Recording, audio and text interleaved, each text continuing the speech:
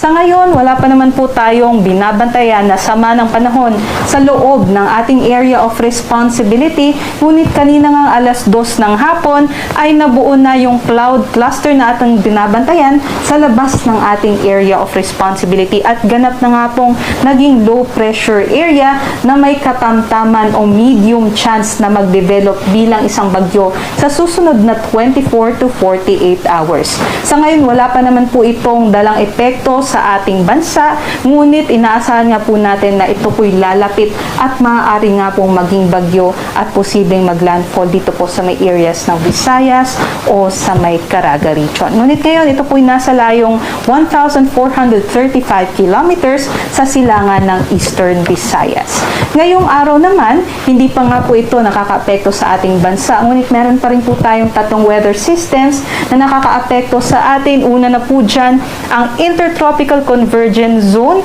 o ito po yung salubungan ng hangin galing sa northern at sa southern hemisphere at magdadala po ito ng mga katamtaman hanggang sa malalakas na mga pag-ulan sa kabuuan ng Mindanao ngayong gabi hanggang bukas ng umaga. Yung amihan naman po natin ay magdadala rin ng mga mahihinang mga pag-ulan sa may Batanes, ngunit malaking bahagi naman po ng ating bansa ay apektado nitong easterlies o yung hangin na mainit at malinsangan na nanggagaling po sa karagatang Pasipiko, kaya't asahan po sa Metro Manila at nalalabing bahagi din ng ating bansa yung mainit at malinsangang umaga, ngunit mataas po yung tsansa ng mga thunderstorms pagsapit po ng hapon at gabi.